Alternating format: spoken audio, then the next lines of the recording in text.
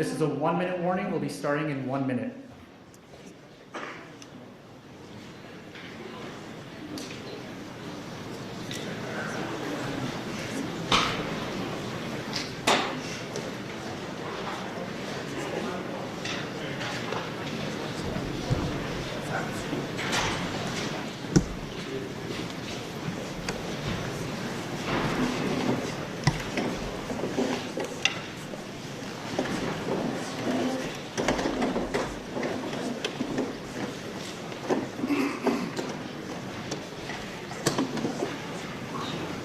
Thirty seconds.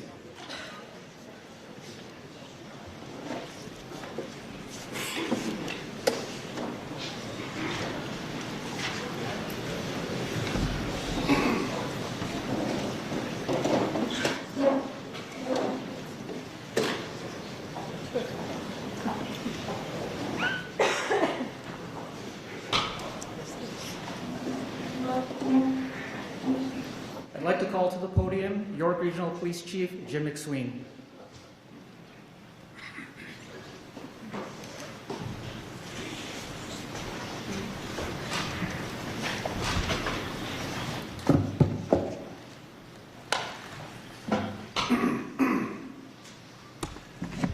Good morning, everyone. Thank you for being here today. As you're aware, we are here to make an announcement regarding a lengthy investigation into organized crime and police corruption. First, let me say, while the information you're about to hear is troubling, please rest assured this investigation is ongoing.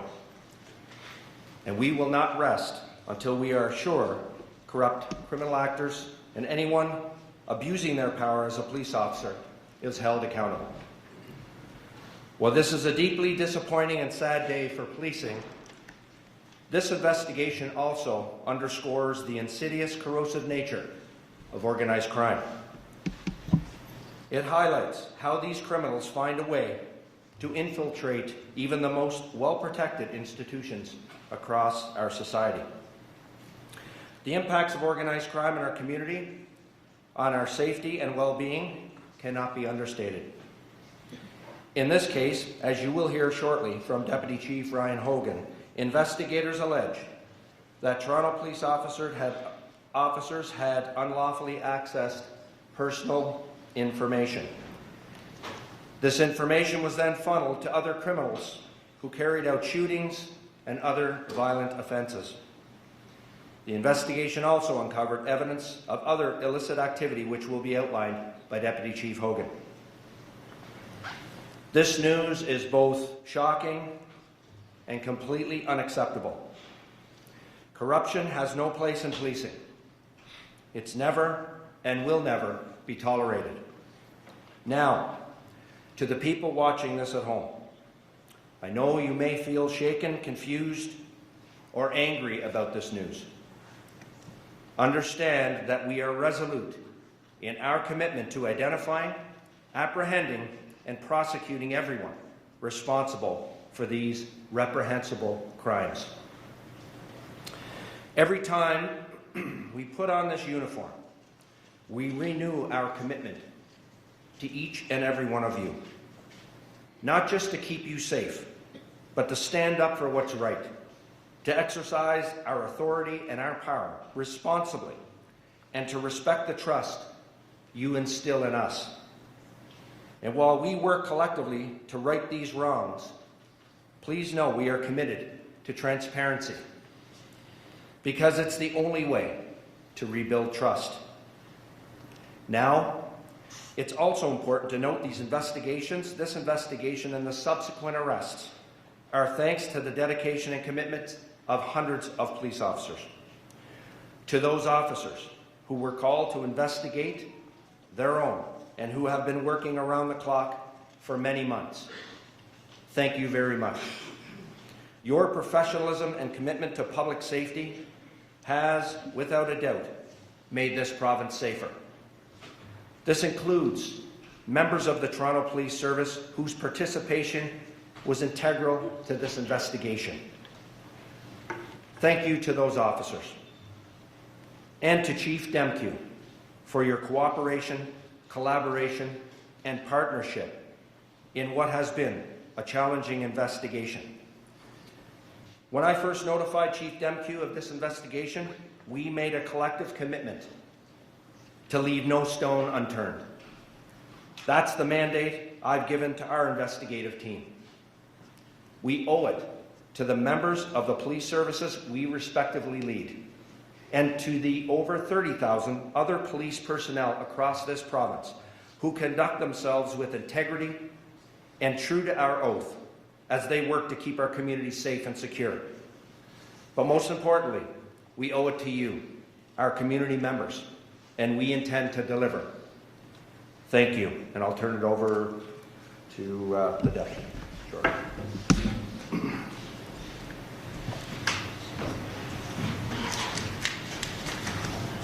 I'd now like to call to the podium York Regional Police Deputy Chief Ryan Hogan.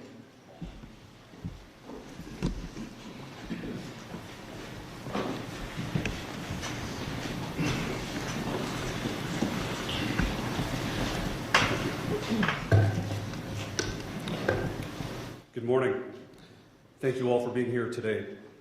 On behalf of Chief McSween, Chief Demkiw, and the investigative teams who led Project South, I will be providing you with an overview of a lengthy and complex investigation that began in June of 2025. Over 7 months, this investigation identified and disrupted serious criminal activity in the Greater Toronto Area that posed a grave risk to our community safety. This includes a conspiracy to commit murder, shootings, extortion, robbery, drug trafficking, and firearms offences. This investigation also has uncovered serious allegations of criminal corruption among police officers. This includes 7 police officers employed by the Toronto Police Service and 1 retired member of the Toronto Police Service. It is alleged that these officers have demonstrated varying degrees of criminality and associations to criminal networks.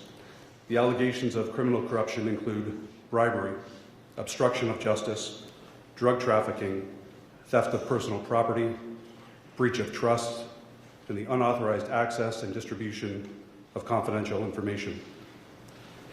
We are alleging that some police officers who were collecting personal and private information unlawfully and distributing it to members of organized crime, which ultimately resulted in serious harm in our communities.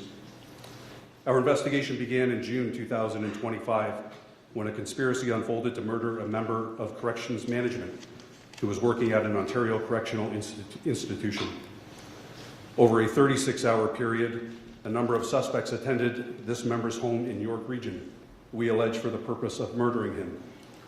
As you will see next, surveillance footage captures the moment that 3 men, masked and armed with a loaded handgun, returned to the officer's home and rammed a police cruiser that was in the driveway.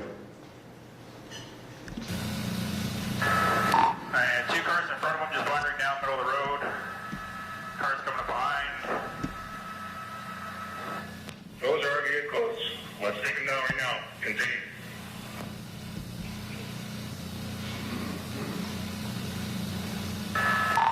Over the grass into a car.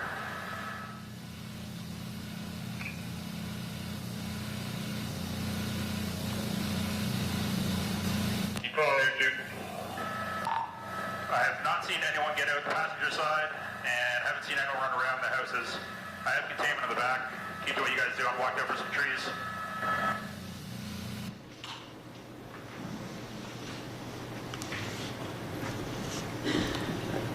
These brazen actions highlight the clear dangers that were faced by the victim, his family, and the police officers that were there to protect him.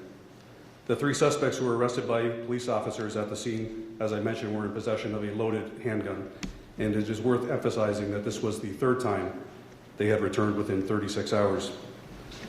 As investigators pieced together the events leading up to this crime, it was determined that a Toronto police officer, Constable Timothy Barnhart, had unlawfully accessed confidential information about the victim. We allege that this officer then released the information to a Mr. Brian DaCosta, and from there it was released further into other criminal networks. We allege that Mr. DaCosta is a key figure in the criminal network operating within the Greater Toronto Area, with in fact significant international ties. The investigation led police to identify 3 additional suspects who were planning to cause harm to the correctional management member.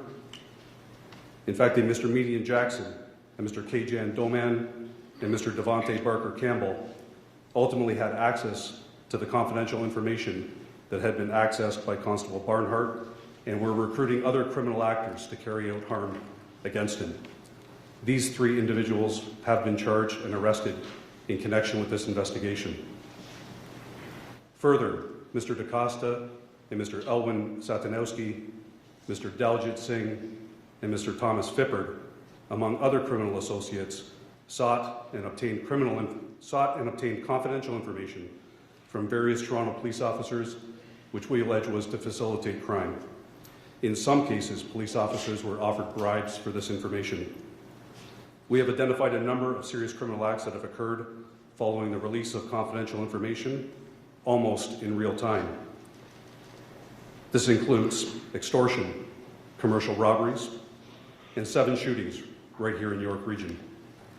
We allege that those shootings were, in part, facilitated by the release of confidential information from Constable Barnhart to Mr. DaCosta and Mr. Satanowski.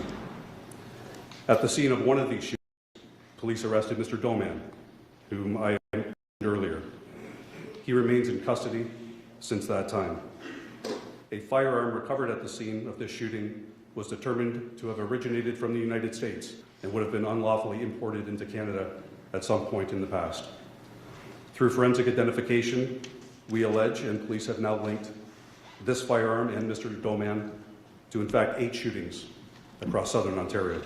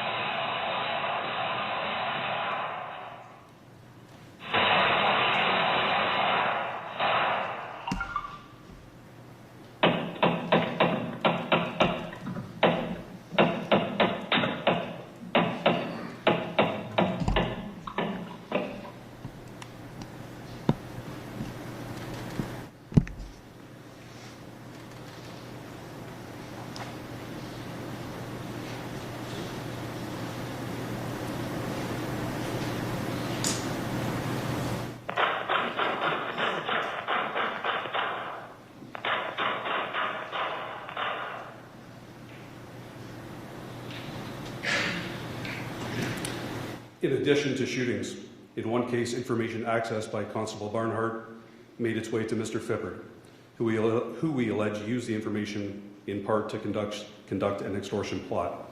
This has previously been reported in relation to Mr. Fippard. Let me now get into more detail on how additional officers were tied to these crimes. We allege that Toronto Police Constable Elias Muad was identified in the release of confidential information to Mr. Singh and Mr. DaCosta. We allege that the information provided was in support of illicit activity. Additionally, and previously reported, retired Toronto Police Constable John Madley Sr. and now his son, Toronto Police Constable John Madley Jr., have unlawfully accessed and distributed confidential information.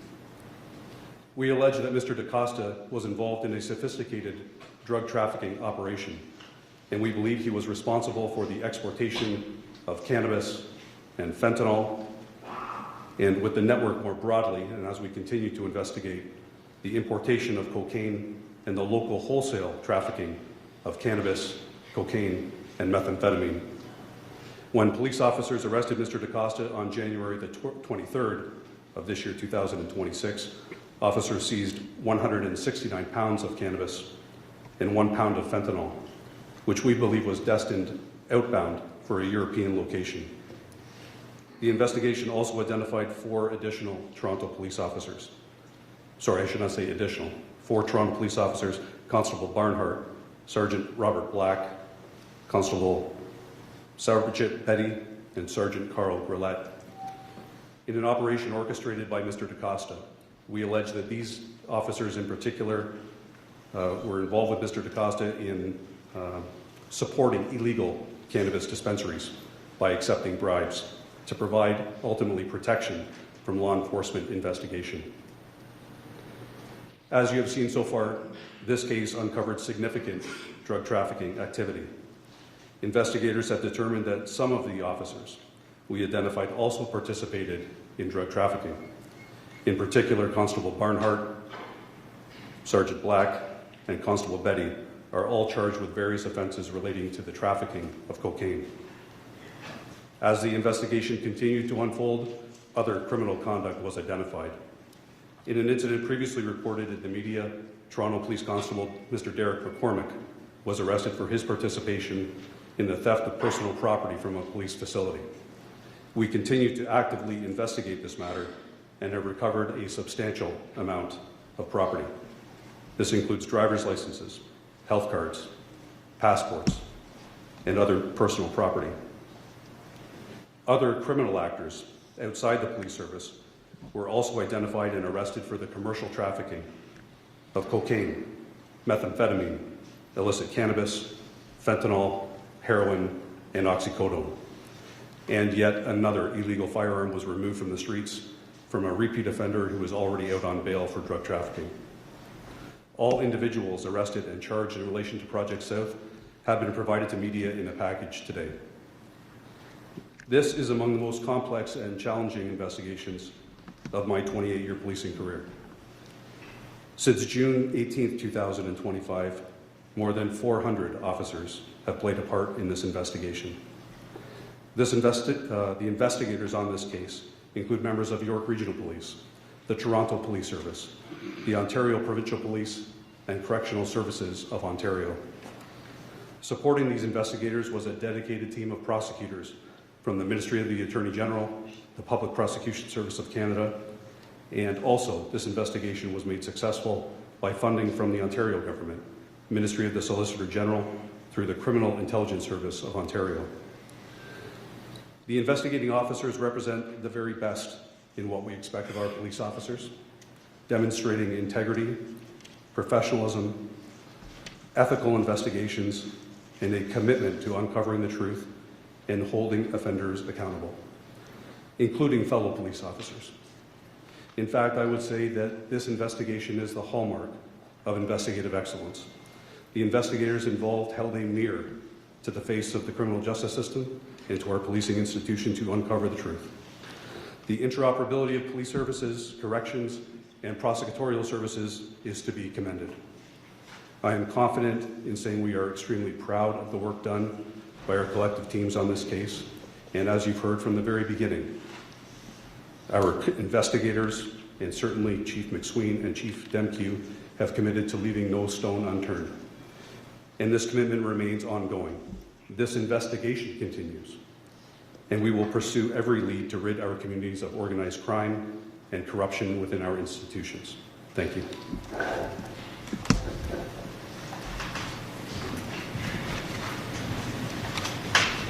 Thank you, Deputy. I'd now like to call to the podium Toronto Police Chief Myron Demkiw.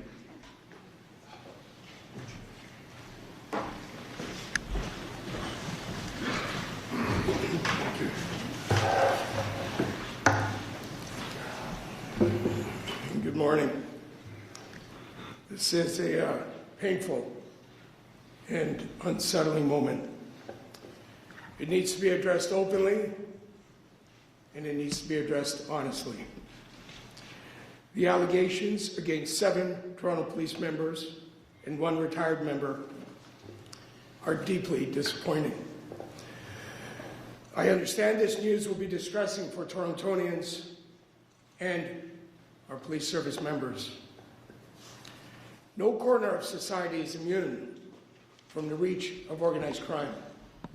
But when organized crime penetrates the Toronto Police Service, the harm goes far beyond the immediate wrongdoing. As Chief McSween said, and I will repeat, corruption has no place in policing.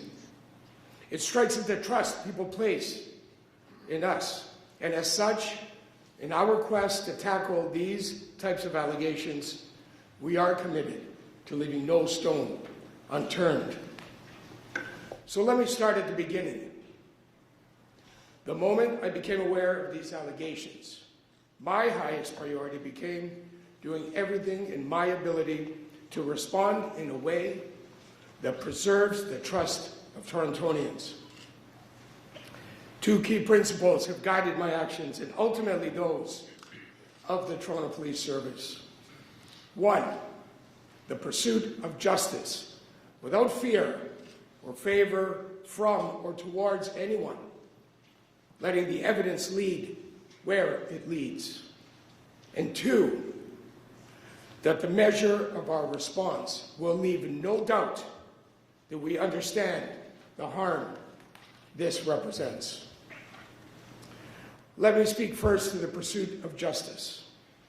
From day one, our priority was to ensure the independence of this investigation, to ensure it was conducted with great care, diligence, and professionalism, and to seek justice, no matter how difficult that pursuit may be. The charges are proof of this commitment, and our hope is the integrity of this investigation is the first step in helping Torontonians feel confident in the trust they place in us. Let me take a moment to say how grateful I am for our policing partners at the York Regional Police Service for leading this investigation. Their expertise and independence have been vital. They conducted a deeply thorough and professional investigation. I thank Chief Jim McSween and Deputy Chief Ryan Hogan and their members for their exceptional work. I also want to recognize the many members of the Toronto Police Service who worked tirelessly supporting this investigation. In particular, our Professional Standards Unit, who worked hand in hand with the York Regional Police throughout this investigation.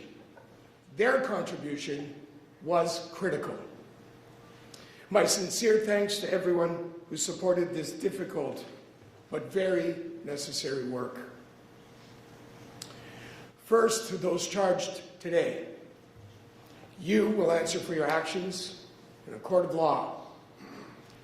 We will do everything we need to do to support the York Regional Police and the court process. And all necessary disciplinary processes will be followed. The 7 members who have been arrested have been suspended, and where appropriate, I will be seeking suspension without pay. And to our over 8,000 members, the allegations against these individuals do not represent the Toronto Police Service. They do not represent who you are. They do not represent what our organization is and stands for. These arrests are a necessary step in ensuring that those who face allegations that bring disrepute are held to account. We will not let the actions of a few define the reputation of many. As this matter becomes public today, our priority remains the safety of our communities. I know our members will remain focused on the professional delivery of service that Torontonians rely on. Continue to take pride in who you are. Take pride in your oath of office, and take pride in the uniform you wear. And to Torontonians, as Chief McSween and I committed, we have left no stone unturned. Our unflinching efforts in this investigation to hold members to account who are alleged to have committed serious criminal offenses supports the trust you place in the service. Organized crime is corrosive. That it infected our service is unacceptable. But these allegations are not representative of over 8,000 members. I'm always grateful for the women and men who continue to serve with courage and integrity and I will always support their hard work. Character. Character can best be judged by how people respond in moments of great challenge. And the Toronto Police Service members will rise to meet the challenge of this day. And I can assure Torontonians that with this news, our incredible members will be provided all the tools and resources they need to succeed. The reality remains, we have a long road ahead of us. Our top responsibility is to undertake the hard work of honest examination, to look critically at how this occurred, to identify the weaknesses, and to address them in a way that upholds the trust placed in the Toronto Police.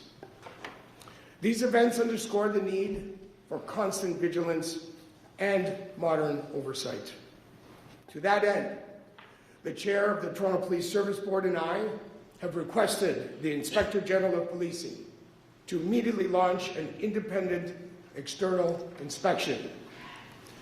We have written directly to the Inspector General of Policing, Ryan Teschner, and outlined 5 priority areas I believe should be part of his review. I trust the Inspector General to determine the appropriate scope and ultimately to entrust the work to an independent authority. I can assure Torontonians the Inspector General will have the full support of the command and the entire Toronto Police Service. And we look forward to the recommendations that ultimately emerge. We will publicly release the letter we have sent to Mr. Teschner today. In addition, in the coming days and weeks, we will get to work examining our internal processes and controls to allow for immediate actions where required. I began my remarks by acknowledging the harm created by these types of allegations. That is because the effectiveness of the Toronto Police Service ultimately rests on the trust that exists between our members and the public we serve.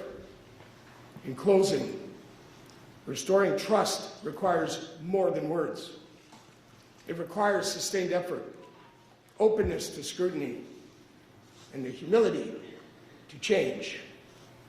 That is the work ahead, and it is the work our service is committed to performing.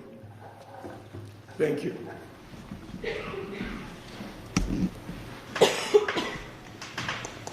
Thank you, Chief. We will now open the floor to questions from the media.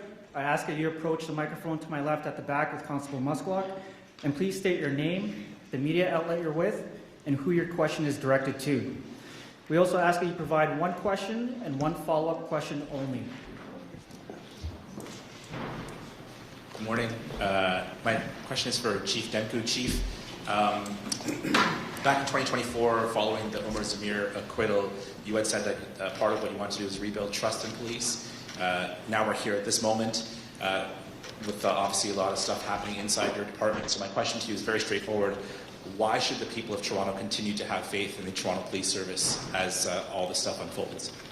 Yeah, listen, I appreciate the question, and you know, the issue around public trust in these kinds of circumstances is frankly the priority we obviously recognize. We recognize that these types of allegations shake the very foundation of trust that people place in the institution of policing, and in this case, the Toronto Police Service. I think it's important to, first of all, reflect on how we came to be here today. And we came to be here today because of the incredible collaboration and coordination of police efforts to tackle organized crime and to follow the evidence wherever it goes, and instances to hold members accountable and follow the evidence and put them before the courts so that they can answer for their actions. And in this investigation, we very much focused on the integrity of the process. The investigation was led by the York Regional Police and very significantly supported by the Toronto Police, and specifically our Professional Standards Unit. And we worked tirelessly embedded in the investigative team to follow the evidence and go wherever it takes us and make sure we do everything we can to hold those who are alleged to have committed significant criminal offenses accountable. And I think people need to know just how in-depth that investigative effort was and the integrity of the process with York Regional Police leading it. Secondly, in response to these allegations, we are now entering another phase, and it is a phase of continued investigations, which I've assured the York Regional Police Service they will have absolutely unfettered access to every resource the Toronto Police Service needs to bring to bear to support their investigative efforts.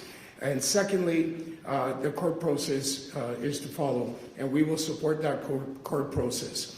Additionally, we have the discipline process, which I'm committed to working with York Regional Police to continue to follow every lead regarding all avenues of discipline that are available to me as a chief and to us as police leaders. And to that end, officers have been suspended, and where appropriate, I am seeking suspension without pay when the law permits me to do that. And finally, we are bolstering our professional standards unit immediately, but very importantly, as I said, we've written to the Inspector General to provide independent oversight and an independent perspective and inspection of 5 key areas that we've identified that are relevant as a result of this investigation. And we are committed to ensuring we do everything we can to maintain the integrity of this investigation and to hold members accountable who are breaching the law or committing offenses of any form. My follow-up is, obviously this involved officers sharing information about other members of law enforcement. Are you concerned at all about the way this could fracture your membership with other officers, their trust in other officers? And this happened under your command, obviously. And what responsibility do you think you bear with all this unfolding under your watch? So it's a little hard to hear your question, but listen, I'm the chief of police. I'm responsible for not only supporting this investigation, of course, and the discipline of the organization, but I'm responsible for leading over 8,000 members. And I think importantly recognize over 8,000 members, sworn and civilian professionals alike. They come to work each and every day. They work with honor, they work with dignity, they work with a commitment to service and integrity and courage, time and time again. And they have demonstrated their commitment to community safety and well-being each and every day. We talked about last year what's going on in the city of Toronto as it relates to crime and the incredible positive impact our members have had in identifying and dealing with issues regarding safety and security of our communities. And that work will continue, and I take full responsibility for leading that work, and conversely take full responsibility for responding to what we learned from this investigation and taking steps to make sure we do everything we can to prevent any other instances of this nature where we can. Hi, Shauna, City News. This question is for Chief McSween. Some of the videos we just saw are quite shocking. I know residential shootings, these targeted shootings, have been a serious issue in your region for the last year or so. So what is your reaction to the fact that now officers from Toronto are allegedly involved in gun violence, that is traumatizing residents in your region? Well, thank you for the question. My reaction is not unlike Chief Demkiw. The actions of officers that potentially and did in many cases have an impact on public safety in York Region. It's quite clear those actions are reprehensible, but our commitment is to make sure that we continue this investigation and, where there's any others that may be responsible for this type of activity, to root it out. Our collective commitment is to continue this investigation, and as the Chief mentioned, leave no stone unturned. So, I'm disappointed, like Chief Demkiw is, but I think we need to be very clear here. Not unlike the Toronto Police, York Regional Police has almost 3,000 members who go out each and every day and do a fantastic job in our community. The actions of a few should not be representative of the actions of many of our people who work really hard each and every day to uphold the trust our communities have in us, and we'll continue to do what we can to make sure they have the support and that the communities are well informed along the way. And we do everything we can to minimize risk in our communities. Yeah, must be shocking for them to learn the victims of these shootings. My follow-up is for Chief Demkiw. Can you just go over, of the 7, they've all been suspended. Have any been suspended without pay already? Thank you for that. At the present moment, we are seeking suspension without pay for 4 of them, but I will tell you that as the releases and the conditions of the releases are made available to our investigators this morning, we are examining the legal authorities I have in regards to suspension without pay, so there may be more info to follow. But presently, at least 4 of the 7, I will be seeking suspension without pay. And yeah, okay. Thank you. David with City News. This is probably a question best directed to Chief McSween. The victim who's being described as, or rather the would-be victim of the home invasion, that unit commander at the Toronto South Detention Centre, are we viewing that individual as completely innocent in all of this? Or is there any connection with some of the crime here, or is this individual, were we viewing them as completely innocent? I think I'll take the question on behalf of Chief McSween. I just want to make sure I understand your question. I missed the beginning of it, trailing off. Was the question specifically about the victim of that incident, and what was the specific question again? Right.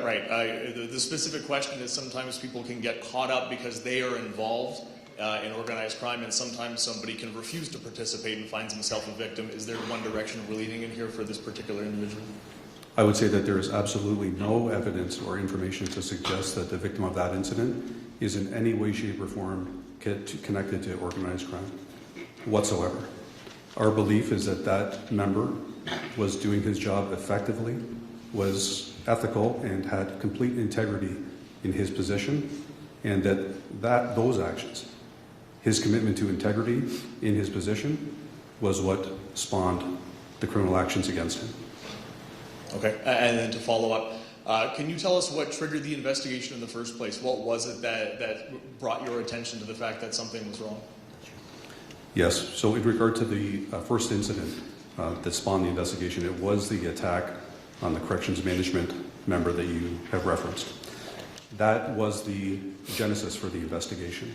And it was in short order following that incident and the 2 incidents that followed over 36 hours that our investigators uncovered the actions of Constable Barnhart. Those actions were the unlawful access and subsequent distribution of personal information relating to that member. That was the genesis of the investigation and how it began. Thank you. Thank you. Yeah, thank you. Joe Warmington from Toronto Sun and Post Media. Question first for Chief McSween. The deputy just said it that this started with the discovery of Constable Barnhart as a Toronto police officer. And I want to know why you would call the chief of Toronto Police on that when it was your investigation. The minute that you call the chief of Toronto Police, now he's in a position where he's got a conflict of interest. And the second part would be to Chief Demkiw. Why did you not refer this to be investigated outside of the police service? You had 30 police officers from Toronto Police, including professional standards, investigating your own service on something as serious as a police officer having his house shot up. I think it's a fair question. I know it's a complicated matter, but as you sit here and listen to it, it's police investigating police, and it's all in-house. And so how does the public know? And more importantly, perhaps, the officers that are contacting all the media people that are very, very upset about this, they want to know that as well. So it's probably for both chiefs. Well, let me start. It was imperative for the Chief of Toronto Police to know immediately what we had uncovered about one of his members. And also because we needed the cooperation and the support of the Toronto Police Service to do some of the work inside to help us with the investigation.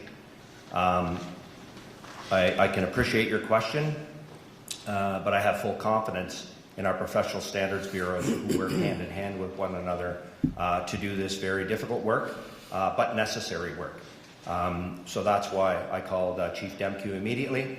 And as was said here today, and I will reiterate, we have been lock and step with each other on this investigation, standing shoulder to shoulder, making sure Every investigative avenue and resource that was required was committed to this investigation, and will continue to do that beyond today. Chief? Yeah, thank you, Chief. And Joe, thank you for that question. I think it's a very important one that we unpack for people watching and listening. The Community Safety and Policing Act does have a regulatory framework around conflict of interest, and we adhere to that. In fact, this investigation was led by the York Regional Police. I was not provided an opportunity to make investigative decisions, impact the speed and flow of the investigation.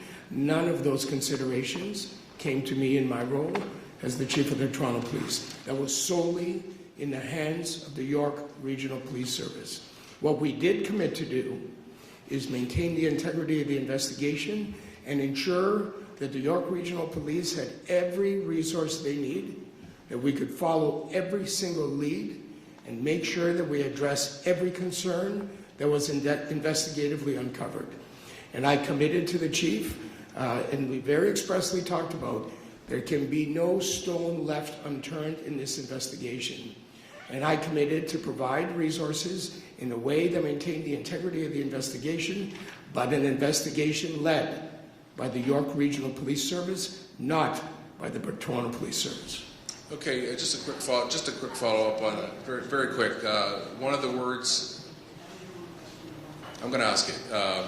The second question is, one of the police officers, we understand, was arrested while on duty or on paid duty. Can you comment on that, even the deputy?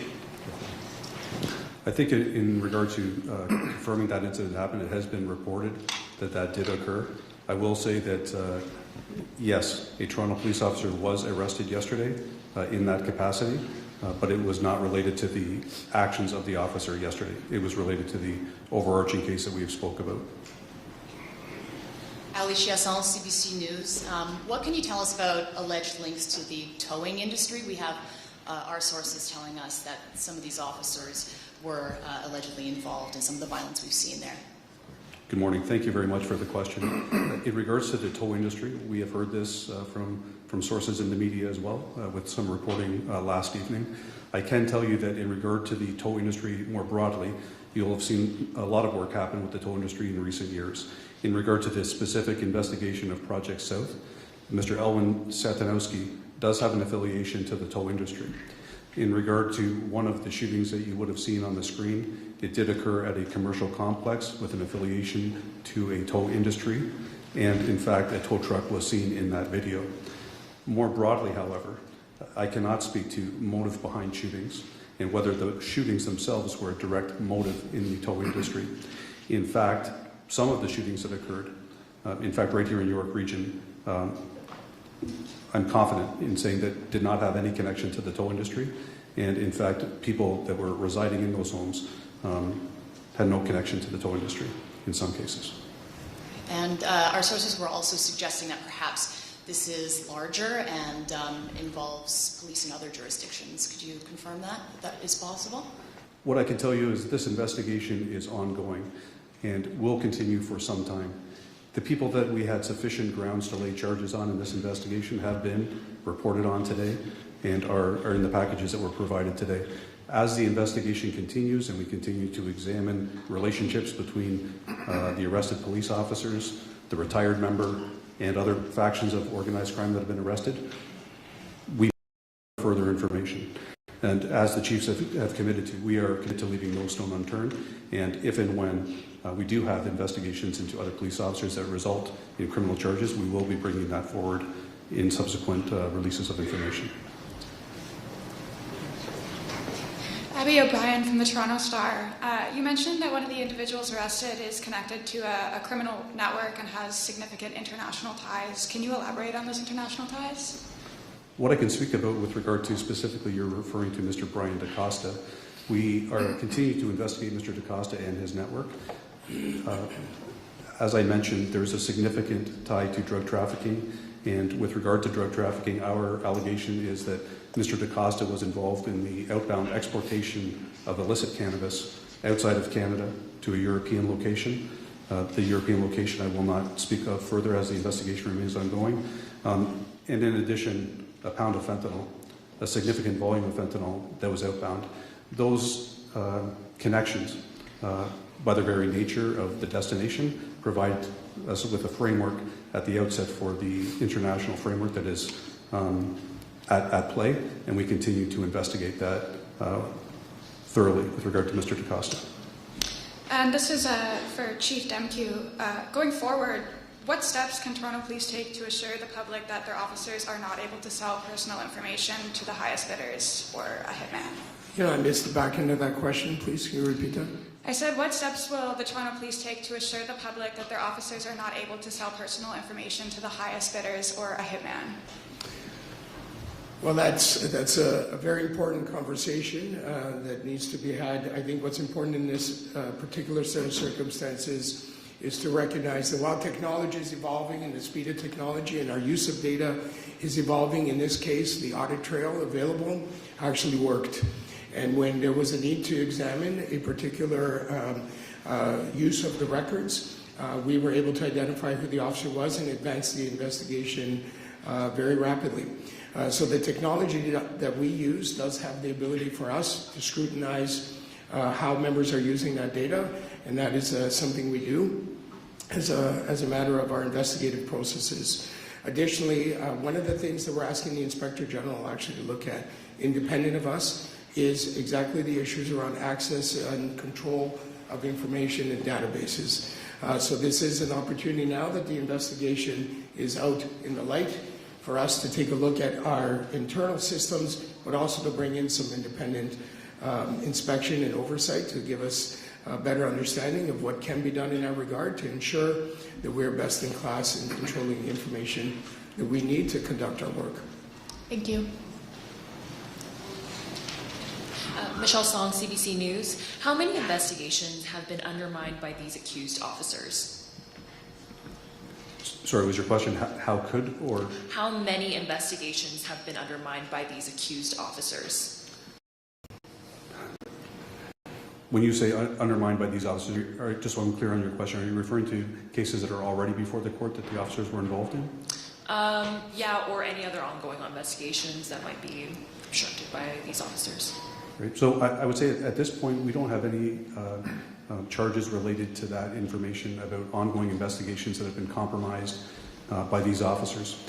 More broadly, however, and with regard to the second portion that we've just had in the question period here about looking at cases that they may have been involved with in the past, there is a retroactive inspection of cases that will occur for all of the involved officers to see what their roles were in those cases and to what impact their involvement in cases may have jeopardized cases in the past, present, or future court proceedings. At this point, we do not have any cases to report on that would fit into that scheme. And my follow-up, some of the co-accused of alleged drug kingpin Ryan Wedding are held at the Toronto South Detention Centre. Can you confirm the conspiracy to commit murder is linked to the Wedding case? No, I cannot confirm that.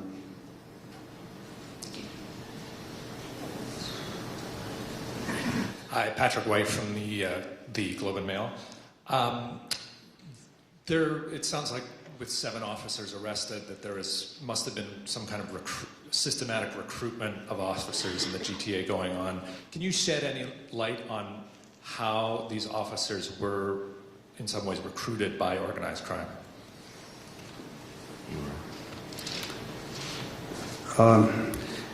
As we continue to investigate and look both again retroactively, we continue to examination the relationships of the officers and how they connected to organized crime figures. Part of that is the investigation that is ongoing.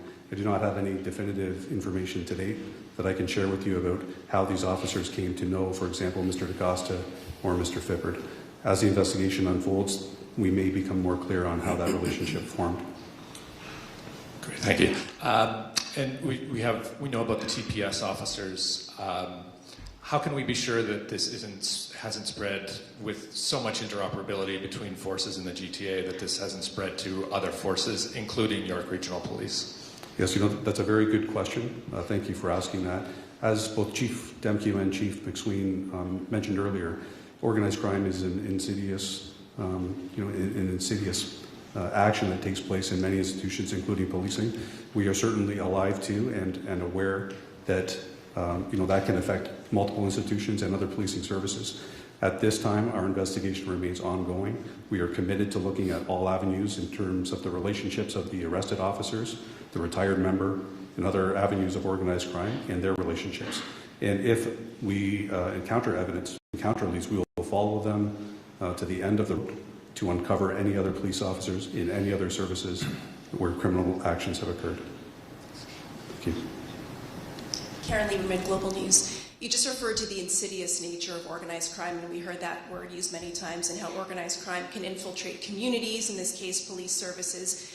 I guess what I'd like to know, and I think what Torontonians, people in New York region would like to know, is how does that happen within police? Police are highly trained individuals. You have sergeants on that list who are arrested, constables. What is it that, how does that turn happen? What is the motivation? Is it money?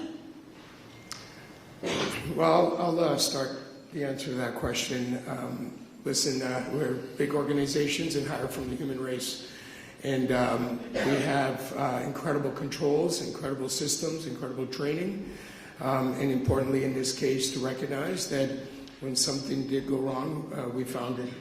And we were able to tackle it. And we were able to put people before the courts where they belong. But this, any element of organized crime infiltration in policing is absolutely unacceptable and requires our complete commitment to root out and address. But I think it's also important to recognize that over 8,000 people serve with integrity and courage every day in Toronto, and many thousands more across the province of Ontario. So people need to understand that we are, as police leaders, here at this table and across the sector, committed to doing everything we need to do to address and root out the impact of organized crime in our communities, anywhere, including in policing. Yeah, I'll just add to it. Chief Demkiw is quite right. I mean, the many police officers I mentioned, over 30,000 police officers show up every day doing the right thing, making the right decisions. Yet, but for a few here today that we're talking about who are not upholding their oath, and that now has an impact on the trust and confidence people may have in our institution, in the institution of policing. But I think my message to York Region residents is that the fact that you have two chiefs here today and a deputy chief who are being fully transparent about this investigation and the integrity and the dedication and commitment we have had throughout from day one to root this out and beyond today, including and I will reinforce Chief Demkiw's message and call on the Inspector General for that review and inspection. I support that. Our residents deserve that, and just as important, our members deserve that. I suspect as that unfolds in the coming weeks, months, and we will learn from that, and that's what our commitment is, to learn and to make sure this never happens again. That's our goal. And if I just add, before you go to your next question, you will get the Inspector General letter today. One of the areas we've identified is screening and vetting of candidates who are joining police services, but also throughout their career, recognizing, to the heart of your question, we need to do everything we can to address this. Chief Demkiw, is this the largest case of corruption in the history of the Toronto Police Service? There's a lot of subjectivity in assessing that kind of question. I'll say, in my time as chief, certainly the most concerning and most significant professional standards internal affairs matter.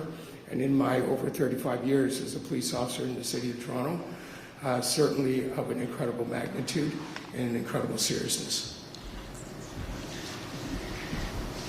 Hi, Chiefs. Beatrice Faisman, CP24. My sources have told me that these officers involved are from 11 Division, 12 Division, and Guns and Gangs. These are 3 different units, including a specialized unit where this officer was part of a unit where they weed out the bad guys, those most violent in our society. Is there a reason officers from those particular divisions and units were kind of recruited to be a part of this? And how do you make sure the safeguards are in place that there's no more rotten apples in those divisions specifically? You want to start? Yes, thank you, Chief. Thank you for the question. I'll start with that.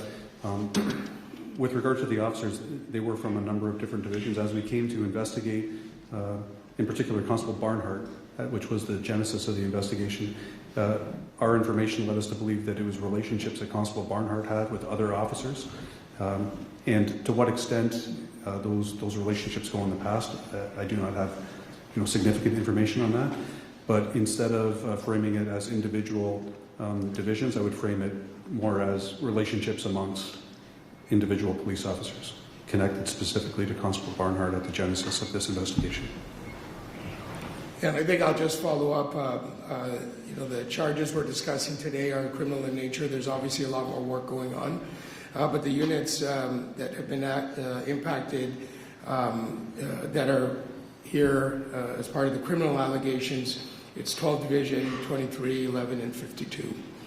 And one inactive member who was previously assigned or was a member of the Emergency Management Unit.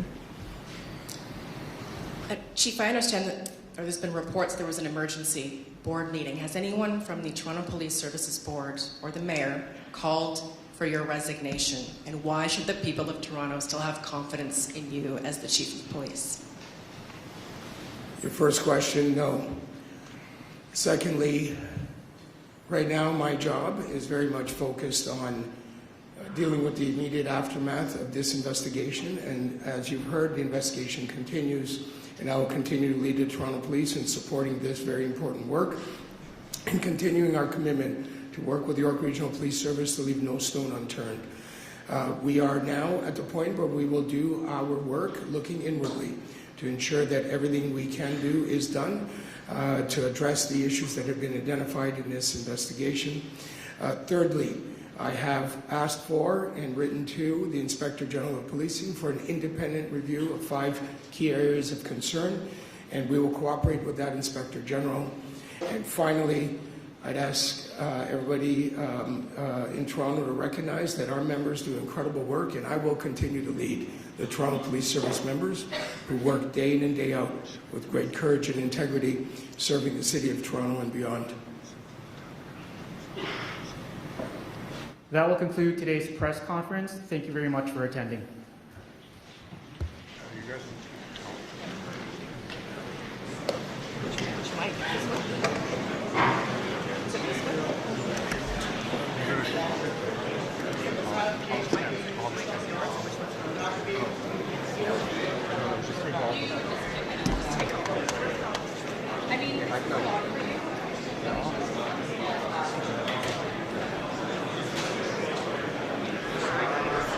I'm still live. I'm still live. I'm like 10